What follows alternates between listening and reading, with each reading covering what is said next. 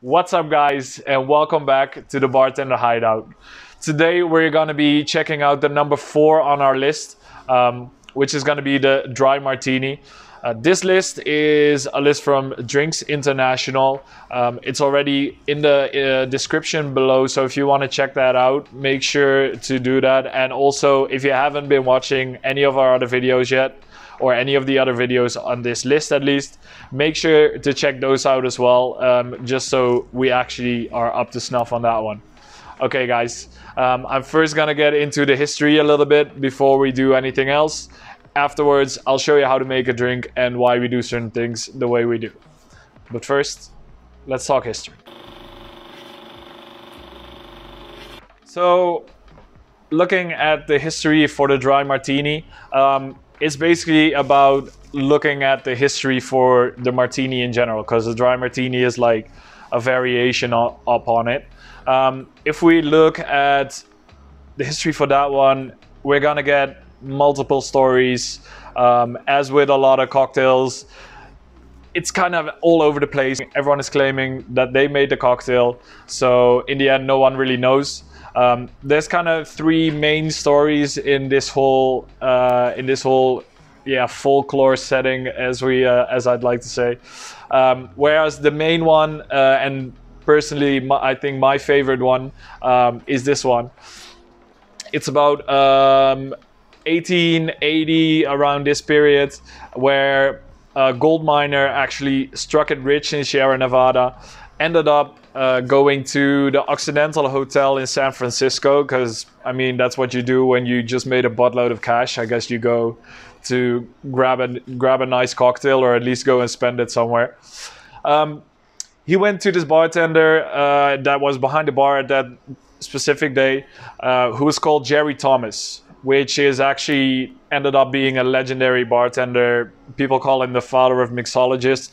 Of course, at that time, this wasn't really the case yet. But that's just a little bit of backstory on the bartender. Looking at the martini in general, it probably stems from the Martinez, which is a cocktail that was really popular around the time. Also, probably in the little mining towns where people would have some sort of bar that would make some cocktails. Martinez was one of them that was kind of popular. Which is close to a martini, but it just has Luxardo Maraschino and some orange bitters as well. Sorry, some Angostura bitters. And when he came to this hotel, he asked the bartender, "I want something similar. Martini, let's do gin, let's do vermouth, and some orange bitters." So he basically cut the Luxardo Maraschino and he swapped out the Angostura for orange bitters, and that's in essence how this whole martini came along. Obviously, it takes over time, it changed a little, but that's where we started off from. If we look at the dry part in a dry martini, dry means the amount of vermouth that's in there, or that's not in there actually, because the more vermouth there is in a martini, the less dry it is. So if you have just a few drops in your martini, that means it's extra dry. For me personally, I'm not a big fan of this drink, because I think it's a little bit too high spirit, or like spirit based. But that's fine, because there's a market for that apparently, since we're at number 4 on the list, and this one is still pretty high up. With the dry martini, also within that little realm, you have all these different kind of variations as well. So I will be listing most of them on the screen here, just so you can have a quick look on what are some of these variations. And I will be going into one of these variations, because that to me was actually my favorite story when it comes to cocktails in a while already. It's called the Churchill Martini, and the story with this is that it's basically an extra dry martini, but you actually don't put any of the vermouth in the martini. This is in all the recipes that I found online, is exactly what this said. So you use gin from the freezer, and the story is with this that you have to have a bottle of vermouth nearby, at least in the vicinity of where you're making your cocktail. And while you're making the cocktail, you need to glance at the bottle just to make sure that the Churchill Martini is actually a martini. So that to me was very funny, so I figured I had to share that with you guys. Apart from that, in the 1960s probably is where the martini kind of rose to fame because of this guy. You might know him, something with 2 zeros and a 7. He wanted his martini shaken, not stirred, whereas most bartenders will say it's actually kind of like blasphemy, or like that's not what you do.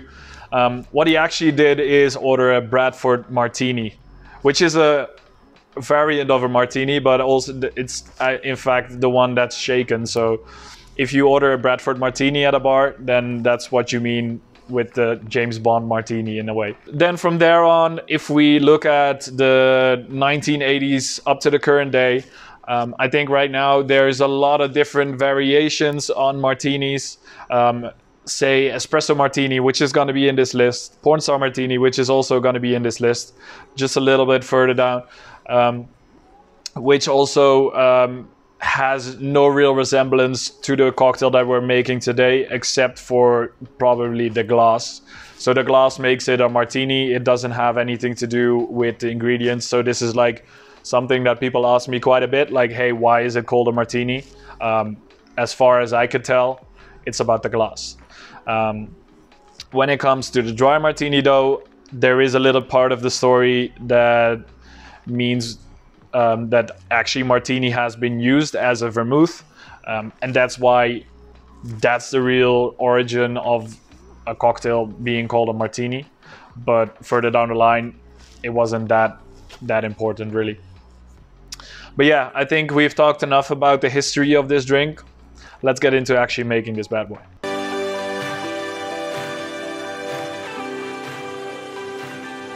Okay, so let's get into making our dry martini. So at first, of course, we're gonna need the glass. We're gonna take a martini glass, as is the normal. Then we're gonna be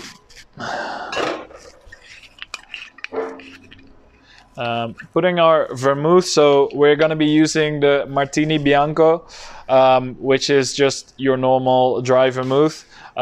This is a little trick that I learned from one of my colleagues back in the day. When we're making our dry martini, I actually like to put just a bottle cap of vermouth over the crushed ice, so we get some flavor from the dry vermouth in there as well. Then let's get into the real bit. This is obviously also the real bit, but then we're going to be using our Tanqueray gin. This is going to be our main gin, or the gin I like to use for a martini. And we are going to be using 60 mils or 2 ounces into our cocktail. And then it's more of a hard part in the way of the vermouth, because there's a lot of variations in that. And I think that's like normally kind of a conversation that you have with a customer about how dry do you want it, so how little vermouth do you want. I kind of have my own measurement in a way that is, as a baseline, you're never really doing it wrong. So I'm going to be using 20 mils or 3/4 of an ounce of our Martini Bianco in our cocktail, and that is already like most of our ingredients, or actually all of our ingredients. We're going to be adding one ingredient as a garnish, but that's about it. Okay, so as we had before, we had some stirred cocktails already in the previous episodes. Again, we're going to be adding a bunch of ice and make sure we give it a good stir.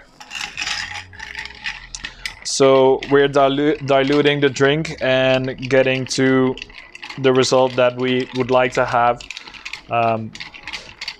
As I said, with the James Bond kind of way of making the martinis, the dilution is way faster and way stronger. So you get a little bit more of a cocktail that's a little bit more watered down. I mean, that's fine if that's kind of how you want it. And apparently that's how he wanted it. But our classic dry martini. That's how we want to do it here, I guess. So let's give it a try. Yep, that can be a little bit longer. So again, this is only two ingredients, so it's pretty basic, pretty easy to make as well, which makes it a good cocktail to make at home as well. So if you want to give this one a try, it should be pretty simple if you only need the 2 ingredients, right? So that should be it. We're gonna get rid of our crushed ice and pour in our gin martini. And then, as I said, I'm gonna be needing a lemon, and just like with the old-fashioned, we're gonna be using that peel. Give it a little cut, make it look nice, just since I want something as well, I guess. And just make sure we squeeze out all of those bitters and oils over the drink so we get that little bit of extra taste in it. There we go. That's it. Easy as that. Dry martini. So let's get into tasting this one.